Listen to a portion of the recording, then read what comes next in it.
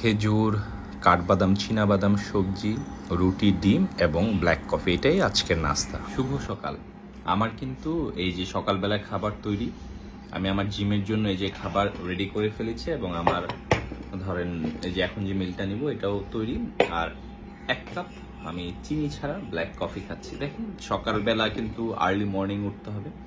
আমি 6টা 5:30 আশেপাশে উঠি এই খাবারগুলো রেডি করার জন্য। এই বড় মিলটা আমি যে খাবারটা নিয়ে যাচ্ছি এটা তো মানে 12টা 1টার দিকে আমার খাওয়া হয়। তো বিষয়টা হলো যে এইভাবে আপনারা খাবারগুলো চুজ করবেন। দেখেন যখন জিম শুরু করেন আস্তে আস্তে খাবার ঠিক করা শুরু করেন। প্রথমেই খুব একটা স্ট্রিক্ট ডায়েটের দরকার নেই। আস্তে আস্তে খাবারের প্রোটিন, কার্বস, ফ্যাট এগুলো, গুড ফ্যাট এগুলো বাড়ান, হ্যাঁ, নিউট্রন দেন ভালো। চিনি ছাড়েন খাবার থেকে, হ্যাঁ, তৈলাক্ত খাবার ছাড়েন। আস্তে আস্তে 3-4 মাস লাগুক, কোনো সমস্যা নেই, কিন্তু একসময় আপনি হ্যাবিচুয়েট হয়ে যাবেন।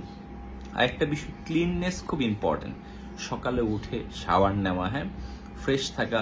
আপনি কর্মস্থলে যান বা জিমে যান, যেখানেই যান, অনেকে আমি জিমে দেখি যে আর্মপিট মানে ক্লিন না, মানে তারপরে গায়ের যে জামাটা যে ম্যাগি হাতা বা ট্যাঙ্ক টপ পরে সেগুলো মানে স্মেল, ব্যাড স্মেল আসে। তো এগুলো খুব ইম্পর্টেন্ট, ম্যাটার করে। হ্যাঁ, একটা জিমে গেলে আপনার ইমপ্রেশন কিন্তু এভাবেই ক্রিয়েট হয়, আপনি কতটুকু ফ্রেশ হয়ে যাচ্ছেন। হ্যাঁ, আপনার পায়ের জুতোটা ক্লিন থাকতে হবে। তো এই ব্যাপারগুলো একটু খেয়াল রাখেন, ভালো থাকেন, সুস্থ থাকেন।